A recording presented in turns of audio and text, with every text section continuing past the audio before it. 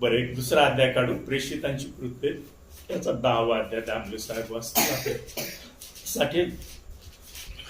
त्या ठिकाणी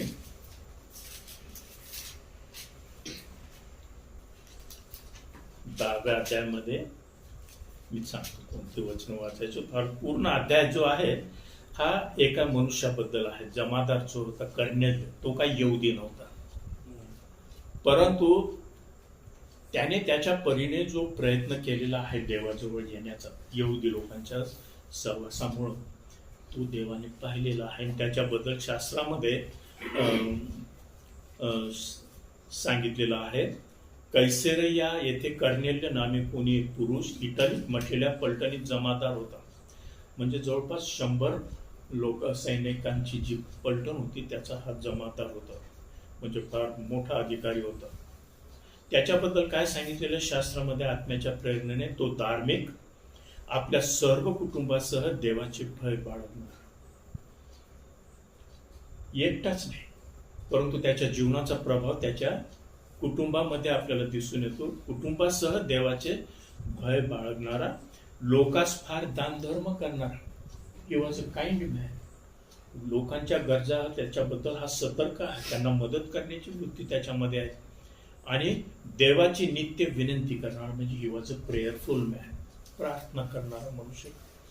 हे 4 गुण जर आपल्यात आले की नाही आणि असले की नाही कोणातही, तर त्या व्यक्तीचे जे सर्व इतर प्रॉब्लेम्स जे असतील, अडचण आव्हानं, त्याच्यावर तो विजय मिळवू शकतो.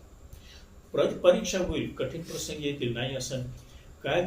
तो धार्मिक होता, ही वॉज अ रायचस मॅन. त्याचा जीवनक्रम हा आदर्श आणि ज्याला आपण प्रतिष्ठित म्हणतो असा व्यक्ती होता. त्याच्या जीवनाबद्दल कोणी त्याच्यावर आक्षेप घेतलेले नव्हते, घेत नव्हते. कुटुंबासह देवाचे भय धरणारा होता. ह्या सर्व ज्या गोष्टी आहेत की नाही, हे एकमेकाला म्हणजे एकत्रच आहे. त्या एक एक एक एक तुम्हाला करता येणार, सर्व तुम्ही एकत्र तुम्ही पहा. धार्मिक होता, देवाचे भय धरणारा होता, दान धर्म करणारा होता, देवाची नित्य विनंती प्रार्थना करणारा असा तो होता. आणि मग देवाने त्याला एक दृष्टांत दिला. वाचत आमच्या 3ऱ्या वचनापासून तर 8व्या वचनापर्यंत. त्याने दिवसाच्या सुमारे 3ऱ्या पहरी प्रत्यक्ष असा दृष्टांत पाहिला की आपणाकडे देवाचा दूत येत असून कर्नेल्या अशी हाक मारित आहे. तेव्हा तो त्याचकडे लक्ष लावून भयभीत होऊन म्हणाला, काय महाराज? त्याने त्यास म्हटले, तुझ्या प्रार्थना व तुझे दानधर्म ही देवासमोर स्मरणात आली आहे. तर आता याकोस माणसे पाठीव आणि शिमोन पेत्र नावाच्या एका पुरुषाला बोलावून आण. तो शिमोन नावाच्या कोणा एका चांभाराच्या येथे पाहुणा आहे.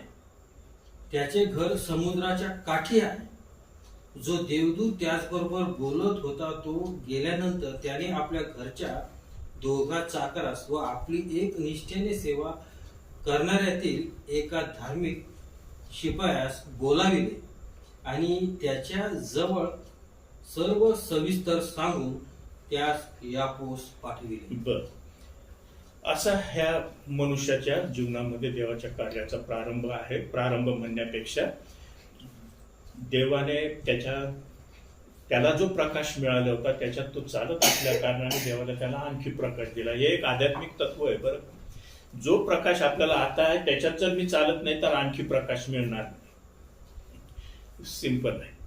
देव नुसतं तुमचे आपल्याला इन्फॉर्मेशन साठी नाही तो काही दाखवत. कशासाठी? ट्रान्सफॉर्मेशनसाठी, म्हणजे बदल होण्यासाठी, आपण त्याला प्रतिसाद देऊन त्याप्रमाणे चालण्यासाठी देव नेहमी मार्गदर्शन करत असतो त्याच्या वचनाच्या आधारावर. हे लक्षात ठेव. जर आता जो मिळालेला प्रकाश आहे, आता जे सत्य मला माहीत आहे, तेच जर मी लागू करत नाही माझ्या जीवनामध्ये, तर मग देव आणखी पुन्हा मार्गदर्शन करेल अशी अपेक्षा धरू नये. तर देवाने त्याला दृष्टांत दिलेला आहे की तू शिमोनाला म्हणजे जो पेत्र आहे त्याला तू बोलवणार, तो कुठला पाहुणा आहे वगैरे, देवाने सर्व त्याला त्याचं लोकेशन देऊन टाकलेलं आहे त्या ठिकाणी. आणि मग त्याच वेळेला देवाने पेत्राला देखील एक दृष्टांत दिलेला आहे. त्याने वरून येताना एक ताट पाहिलं, त्याच्यामध्ये जे अशुद्ध प्राणी होते ते त्याला दिसले आणि वाणी झाली की तू मारून खा. आणि तो नाही म्हणाला, मी यहुदी लोकांच्या नियमशास्त्राप्रमाणे हे अशुद्ध प्राणी आहेत, मी खाऊ शकत नाही. आणि मग देवाने त्याला सांगितलं की देवाने जे शुद्ध केलेलं आहे ते तो अशुद्ध मानू. देवाने त्याला फार मोठा जो धडा शिकवलेला आहे तो त्यांनी मग तिथं त्याच्या घरी गेल्यावर, कर्नेलियाच्या घरी गेल्यावर त्याला सांगितलेलं आहे की काय कोणचा धडा, की देव पार्शालिटी करत नाही, देव जातीभेद करत नाही. देवाने, मी कधी कधी सांगतो, दुसरे सांगत असतील, देवाने एकच जात निर्माण केली, कोणती? मानव जात, मनुष्य जात, दुसरी जातच नाही आहे. जर देवाने ते तसं केलं असतं तर फार मोठा घोटाळा झाला असता. समजा मी आजारी पडलो तर मग कोणत्या डॉक्टरकडे जायचं? ख्रिश्चनच असला पाहिजे त्याच्याचकडे जायचं, मुस्लिमने मुस्लिमकडे जायचं, हिंदूने हिंदूकडे, ब्राह्मणाने ब्राह्मणाकडे जायचं. पण साऱ्यांचं शरीर सारखंच आहे ना. त्याच्यावरून देवाने एक प्रॅक्टिकल दिलेलं आहे की बघ ऑल आर सेम, सर्व सारखे. देव कोणामध्ये भेद करत नाही. आपण रक्तदान करतो तेव्हा कोणाला हे जाते माझं रक्त ते नाही पाहत आपण ना, सर्वांचं सारखंच आहे, ग्रुप वेगळे असते. म्हणजे एनिवे, तर देवाने तो धडा त्याला शिकवलेला आहे. आणि मग पेत्र उठून त्यांच्याबरोबर जात आहे. त्याने स्वतः त्याच्यासोबत काही लोक पण घेतलेले आहेत, कारण देव जे आमूलाग्र कार्य करणार होता त्याचे साक्षी त्याला पाहिजेत होते, म्हणून सोबत काही त्याने दुसरे लोक पण घेतले आपल्या. आणि मग पेत्राने कर्नेलियाच्या घरामध्ये प्रवेश केला. पण हे एक कुटुंब आहे या ठिकाणी, धार्मिक कुटुंब आहे, देवाचं भय बाळगणारे आहेत आणि दान धर्म करणारे आहेत, प्रार्थना करणारे आहेत. या एका मनुष्याच्या जीवनाचा प्रभाव त्या संपूर्ण कुटुंबावर आपल्याला दिसून येतो. तर मग त्याच्या घरी गेल्यानंतर त्या ठिकाणी पेत्राला काय दिसून आलं की तिथं लोक त्याचं ऐकण्यासाठी वाट पाहत बसलेले आहेत.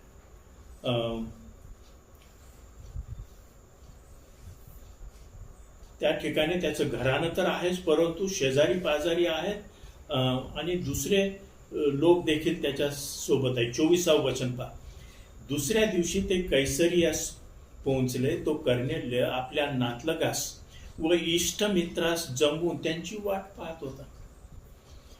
देवाने तो दृष्टांत दिलेला आहे, त्याला माहिती आहे की काहीतरी विशेष संदेश आहे, मेसेज आहे, आणि तो फक्त मी एकट्यानेच ऐकावा असं नाही, परंतु त्याचे नातलग त्याने बोलून घरामध्ये आणले, इष्टमित्र त्याने आणले आणि त्याच्याबरोबरचे त्याच्या हाताखाली जे सैनिक असतील ते तिथं हजर असतील.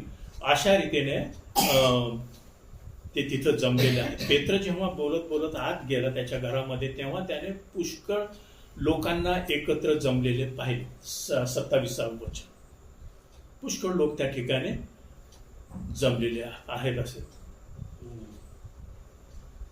आणि पेत्राने एकदम मुद्द्याच्या गोष्टीवरच तो आले, इकडे तिकडे वेळ घालवला नाही. तथापि कोणी मनुष्याला निषिद्ध किंवा अशुद्ध मानू नये असे देवाने मला दाखविले आहे. ह्याची त्याला खात्री झालेली आहे की हा विजन जो आहे हा देवापासून मला आलेला आहे. परंतु तरी मग त्याने त्यांना विचारलं, तुम्ही मला कशासाठी बोलवले इतकं अर्जंट माणसं पाठवून? त्यांच्यापासून त्याला ऐकण्याची इच्छा आहे का? आणि मग त्यांनी कर्नेल्याने त्याला जो दृष्टांत झाला तो पुन्हा सांगितलेला आहे त्या ठिकाणी. आणि मग त्यांची कबुली पहा. पेत्राचं म्हणजे ते कर्नेल्याचं ते ऐकल्यानंतर 33वे वचन. म्हणून मी आपणाकडे माणसांना तत्काळ पाठविले, आपण आला हे बरे केले. तर आता, फार सुंदर वचन आहे ते, तर आता प्रभूने जे काही आपणाला आज्ञा दिली आहे ते ऐकावे म्हणून आम्ही सर्व येथे कोणासमोर आहोत? देवासमोर आहोत. आपण प्रार्थनेला जातो, भक्तीला जातो, तेव्हा मनुष्याचा ऐकण्यासाठी आपण जात नाही. हे नेहमी लक्षात ठेवा. मनुष्य हा नेहमी संदेशवाहक असतो. संदेश देवाचा असतो का? आता प्रभूने जे काही आपल्याला आज्ञा केले, त्या ठिकाणी त्या लोकांची एक हंबल ॲटिट्यूड, नम्र वृत्ती त्या लोकांमध्ये, त्या घरामध्ये आपल्याला दिसून येते. फॅमिलीमध्ये ही नम्रता असणं फार महत्वाचं आहे.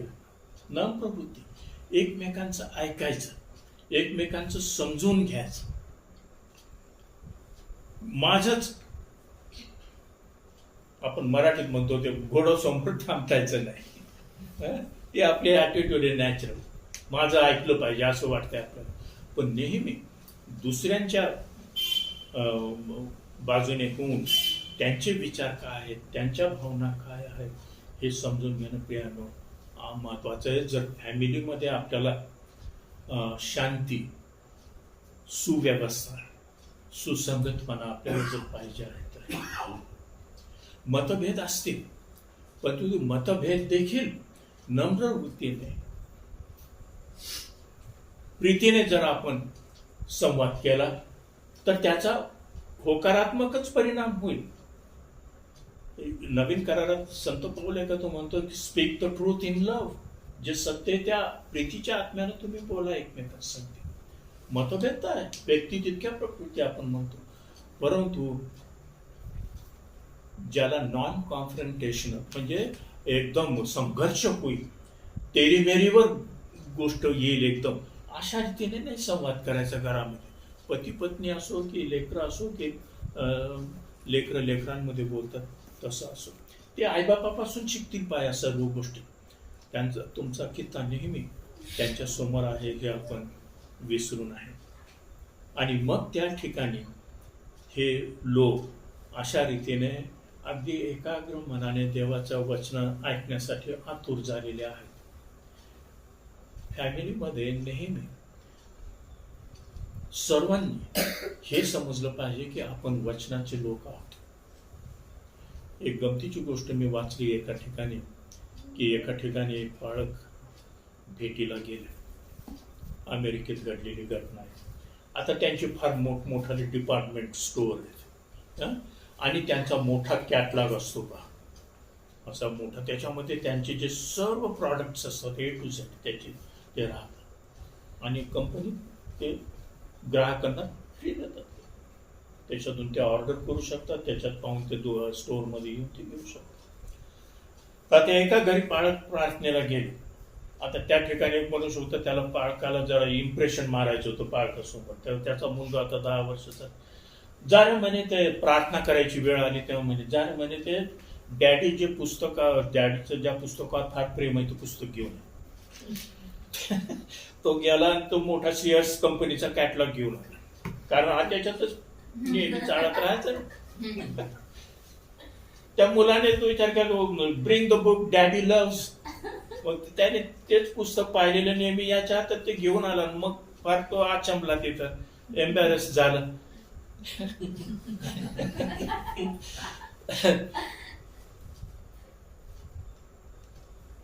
म्हणजे नुसतं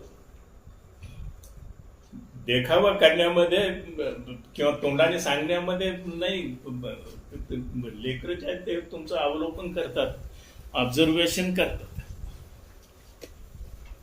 माहित नाही त्या मुलाला बडवलं असेल नंतर त्याने, पण शास्त्र आणायच्या ऐवजी त्याने तो कॅटलॉगच घेऊन आला.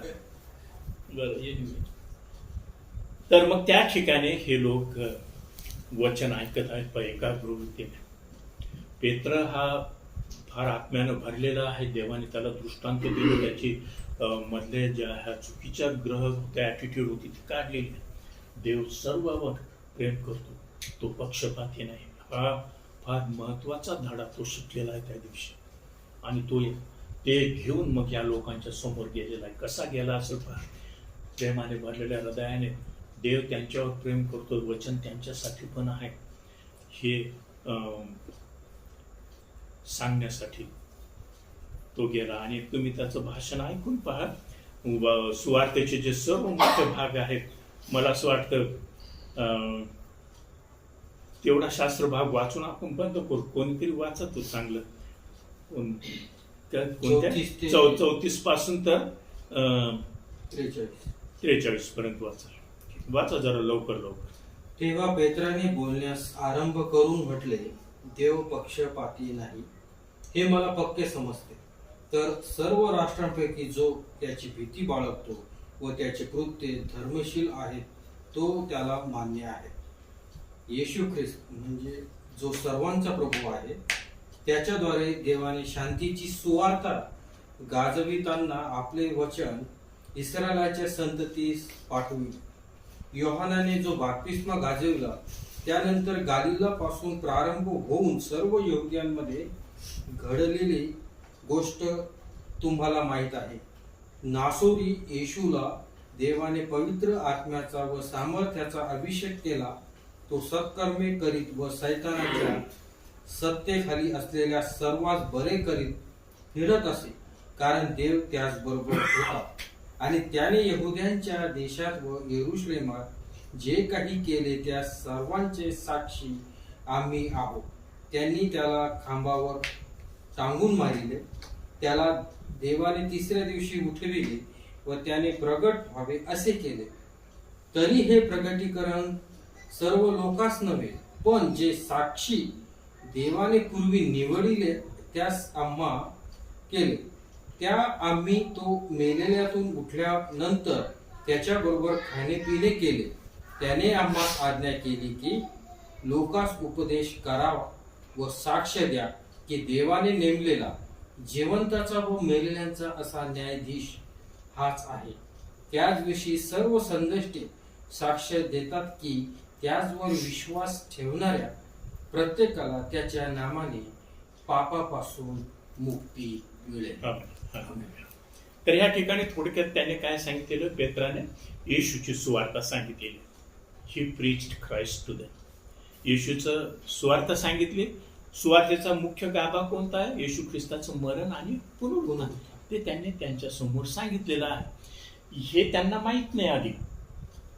काय जे ऐकणारे आहेत, कर्नेल्य आणि त्या घरात जमलेले आहेत, परंतु सत्य स्वीकारण्यासाठी त्यांची तयारी आहे. आणि हे देवाच्या वचनाचं सत्य जे आहे हे पेत्राच्या मुखाद्वारे त्यांच्या समोर आलं. ते ग्रहण करीत गेले. पहा, येशूचं मरण, पुनरुत्थान आणि त्याच्यामुळं पापापासून सुटका, पापांची क्षमा त्याने त्यांच्यासोबत गाजवली. हे ते ग्रहण करत असताना काय झालं? पहा, वचन 44. पेत्र हे बोलत असतात वचन ऐकणाऱ्या सर्वांवर पवित्र आत्मा आला. होली स्पिरिट केले. हे तयार झालेले लोक होते. पहा, सत्य स्वीकारण्यासाठी तयार आहेत. फक्त त्यांना येशूची नावामध्ये त्याची पूर्णता कशी आहे धार्मिकतेची हे समजायला पाहिजे होतं. ते स्वीकारण्यासाठी ते तयार आहेत. आणि ते ऐकत असताना, पेत्राचं भाषण ऐकत असताना त्यांनी ते ग्रहण केलं. बोलणारा बोलतो वचन, देवाचा संदेश, पण ते ऐकणाऱ्याने पण ग्रहण होणं आवश्यक आहे. जर देवाचं खरं कार्य त्या हृदयामध्ये व्हायचं आहे तर. आणि त्या ठिकाणी पवित्र आत्म्याने बिलकुल वेळ लावला नाही. जर लोकांच्या मनाची तयारी झालेली आहे सत्य स्वीकारण्यासाठी, त्याने येशूवर विश्वास ठेवलेला आहे, मरण पुनरुत्थानावर विश्वास ठेवलेला आहे, त्याच्यामध्ये पापांची क्षमा आहे हे त्यांनी मान्य केलेलं आहे. होली स्पिरिट वचन म्हणजे वेळ लावण्याचा काय, तिथं लागण्याचा काही प्रश्नच नाहीये. म्हणजे देव त्याच्या लोकांमध्ये आत्म्याद्वारे कार्य करण्यासाठी, त्यांच्यामध्ये येण्यासाठी किती उत्सुक आहे हे आपल्याला दिसून येतं.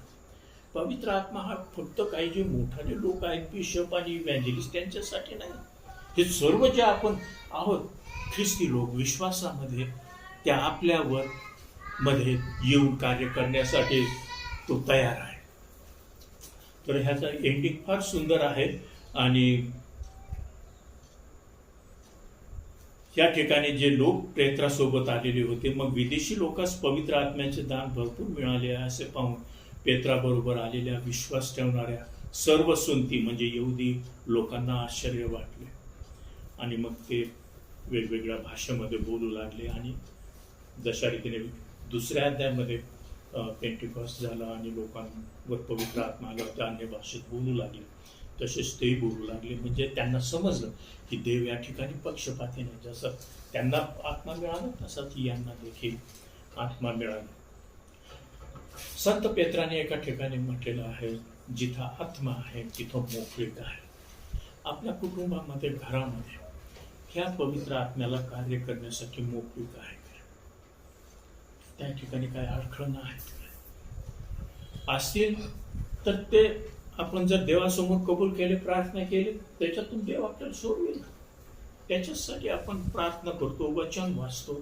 त्या वचनामधून जे देव दाखवतो त्यामध्ये चालणं फार महत्वाचं आहे. नुसतं वचन वाचण्यामध्ये, मनन करण्यामध्ये काय अर्थ नाही जर ते मी लागू करत नाही माझ्या स्वतःच्या जीवनासाठी. म्हणजे त्या वचनाच्या प्रकाशात मी जर चालत नाही तर त्या मननाचा, त्या शास्त्राचा, संदेशाचा काही फायदा होणार नाही. तर प्रियांनो, आपल्या कुटुंबामध्ये एक लक्षात ठेवूया याच्या सर्व मननामधून की देव आपल्या कुटुंबामध्ये येण्यासाठी आणि कार्य करण्यासाठी फार उत्सुक आहे.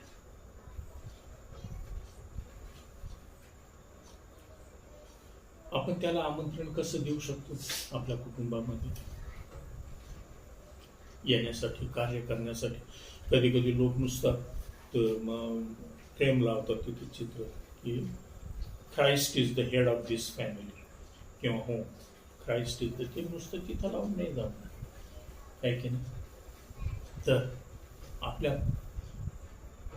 वागण्यामध्ये आपला जो विश्वास आहे त्यामध्ये त्याला आद्यस्थान पाहिजे की ही इज द हेड, तो कुटुंब प्रमुख आहे आणि त्याचं हे वचन आहे.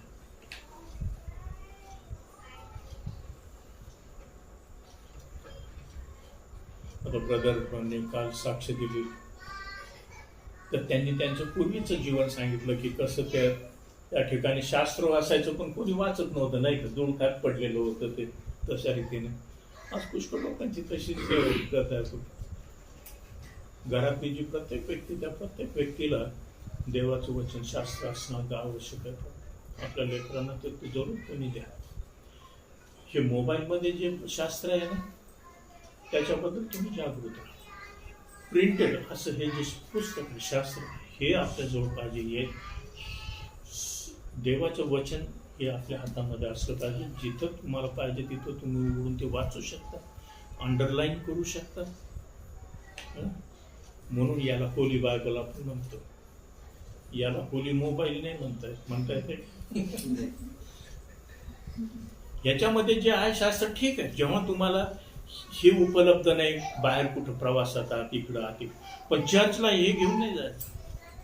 It's not a Holy Bible किंवा होली मोबाईल नाही येतो. आणि माहित नाही, जे मजा शास्त्र हातात घेऊन वाचून त्याच्यावर मनन करण्याची आहे ती याच्यामध्ये नाही आहे. ते तर बहुतेक सर्वच मान्य करतात. रीडिंगसाठी काही गोष्टी वाचता येतं तिथं बस. म्हणून लक्षात ठेवा की मोबाईल मधलं जे बायबल आहे ते ठीक आहे, पुष्कळ साधनं उपलब्ध आहेत त्या ठिकाणी, ते ठीक आहे. परंतु आपल्या घरामध्ये आपलं पवित्र शास्त्र, ह्याच्यावर कधी धूळ जमा होऊ नये. याला वचनाला आद्यस्थान द्या. समाप्त करत असताना एक ह्या सर्व डिस्कशनच्या आधारावर 1-2-3 गोष्टी सांगतो. जे सर्व आईबाप, लेकरं आहेत, तुम्ही घरामध्ये एक डिव्होशनल ॲटमॉस्फिअर, एक भक्तिपर वातावरण निर्माण करण्यासाठी तुम्ही प्रयत्नशील असा. त्याचा अर्थ काय? डिव्होशनल ॲटमॉस्फिअर म्हणजे काय? कौटुंबिक प्रार्थना होणं, देवाबद्दलच्या गोष्टी बोलणं, प्रेमाने एकमेकाशी संवाद करणं, एकमेकांची क्षमा करणं, एकमेकांना समजून घेणे, एकमेकांचं ऐकून घेणे, एकमेकांना मदत करणे. पुष्कळ गोष्टी तुम्हाला सांगता येतील. याच्यामुळं काय होईल की कुटुंबामध्ये पूर्ण दिवसभर एक भक्तिपर, एक आध्यात्मिक वातावरण निर्माण होईल. तुम्ही सकाळपासून जर समजा पत्नी नॅगिंग करत राहते की बाई हे नाही ते नाही ते नाही, मग बाबा आहेत मोठे वडील ते ओरडतात एका दोन वेळेला, आणि मग त्या पोराला बडवायचं, त्याच्यावर ओरडायचं, आणि चला आपण प्रार्थना करू संध्याकाळी, काय का अर्थ त्याला? त्या ठिकाणी आत्मा राहणार नाही. म्हणून हे अशा रीतीचं आध्यात्मिक स्पिरिच्युअल ॲटमॉस्फिअर आपल्या घरामध्ये हे करणं. निंदा कधी करायची नाही दुसऱ्यांची, गॉसिप, दुसऱ्यांच्याबद्दल काही बोलून द्यायचं, खरं खोटं एक पाहायचं नाही, किंवा खरंही असलं तर ते खरंच बोलण्याची गरज आहे की नाही. ह्या सर्व गोष्टी जेव्हा आपण लक्ष ठेवू केले पिढ्यानं, तेव्हा आत्म्याला आपल्या कुटुंबामध्ये, फॅमिलीमध्ये, स्वतःच्या जीवनामध्ये कार्य करण्यासाठी मोकळीक राहील. तर पहिला मुद्दा, devotional atmosphere in the house. आणि याच्यामध्ये ज्या सर्व गोष्टी येतात त्या आपण मेंटेन जर केल्या, आणि ब्रदरनी सांगितल्याप्रमाणे शास्त्र वाचन, प्रार्थना डेली करणं, वैयक्तिक पण कौटुंबिक पण, आणि त्या वचनाच्या प्रकाशामध्ये जर चाललं प्रियांनो, तर आपले बहुतेक सर्व जे प्रॉब्लेम्स आपल्या समोर असतील ते जातील. एक प्रेमाचं लव्हिंग ॲटमॉस्फिअर त्या ठिकाणी राहील, आणि त्याच वातावरणामध्ये कृपेमध्ये वाढ होते. तशी एरवी होणार नाही. कृपेमध्ये वाढलं पाहिजे, आपण बोलतो की विश्वासात वाढलं पाहिजे, वचनात वाढलं पाहिजे. हे त्याच्यामुळं होईल. ज्या गोष्टी ख्रिस्तीपणाला शोभणाऱ्या नाहीत त्या आपण वर्ज्य केल्या पाहिजेत, घरी असो की दारी असो, कुठं. आपल्या विश्वासाची खरी परीक्षा आपल्या घरामध्येच आहे. तिथं जर फेल आहे तर मग बाहेरच फेल. एक मराठीत म्हण आहे, बाहेर दूध घरात दूध. ऐकलं का कधी? बाहेर पाठ सभ्य रीतीने फार चांगले आहेत बा, गायकवाड पाळक साहेब फार चांगले आहेत, पण घरामध्ये त्याच्या उलट आरडा ओरडा. एका बाईने असं रीतीनं म्हटलं मार्मिक रीतीने की my husband gives me sound advice. Sound ओरडून साऊंड, ते तर दुहेरी अर्थ साऊंड म्हणजे चांगला सल्ला देतात असं म्हटलं जनरली, पण तिचा म्हणण्याचा उद्देश होता my husband gives me sound advice, म्हणजे माझ्यावर ओरडतातच नुसते. तर तसा ॲडवाइस नाही द्यायचा आपल्याला. आपण सर्व शिकत आहोत, वाढत आहोत. इफिसकरास पत्रामध्ये 5व्या अध्यायाच्या शेवटी एक वचन आहे, त्या ठिकाणी सांगितलंय की फॅमिलीमध्ये सर्वांनी एकमेकांच्या अधीन राहायचं. फक्त पत्नीनेच पुरुषाच्या अधीन राहायचं नाहीये, ते फार चुकीने आपण समजतो, आणि मग माणसाने गाजवायची तिथं. ते नाही. आपण घरामध्ये एकमेकांच्या अधीन जेव्हा राहतो तेव्हा मंडळीत पण मग आपण एकमेकांच्या अधीन राहू, आणि राहिलं पाहिजे. आणि तशाच वातावरणामध्ये प्रियांनो देवाचं कार्य, आत्म्याचं कार्य त्या फॅमिलीमध्ये, त्या मंडळीमध्ये अधिकाने अधिक होईल. मग देव करू आपल्या फॅमिलीमध्ये ह्या ज्या गोष्टी आपण पाहिल्या त्याची मदत हो. जक्कायाचं घर फॅमिली, कर्नेलियाची फॅमिली, ते जशा रीतीने सत्यासाठी आतुर होते, वचनासाठी, आणि त्यांच्या घरामध्ये जे कार्य येशूने केलं तेच कार्य तो तुमच्या माझ्या फॅमिलीमध्ये करेल. We are responsible for our family. आपल्या कुटुंबासाठी आपण जबाबदार आहोत. एक जॉर्ज बुश नावाचे प्रेसिडेंट होते अमेरिकेचे, त्यांची एक मोठी मीटिंग भरली. त्या ठिकाणी मिसेस जॉर्ज उभ्या राहायला लेक्चर द्यायला, आणि त्यांनी जे ऐकणारे त्या ठिकाणी लोक होते त्यांना सांगितलं की don't worry about what happens in the white house. White house तुम्हाला माहिती आहे, त्यांचं पार्लमेंटचं घर. व्हाईट हाऊसमध्ये काय होतं याची चिंता करू नका. म्हणजे what happens in your house is more important. तिथं नियम बनवतील, पॉलिसी बनवतील सर्व, पण त्याचा तुमच्या घरामध्ये काय फायदा होणार नाही. म्हणून तुमचं लक्ष, focus what happens in the white हाऊसमध्ये नाही, what happens in my house हे महत्वाचं आहे. देव करू ती कृपा आपल्या सर्वांमध्ये. मी सपोर्ट कमी जास्त वेळ घेतला तुम्ही फार शांततेने ऐकून घेतलं. देव तुम्हाला आशीर्वाद देव. God bless you. आणि आध्यात्मिक जीवनामध्ये तुमची उन्नती हो, प्रगती हो, हीच माझी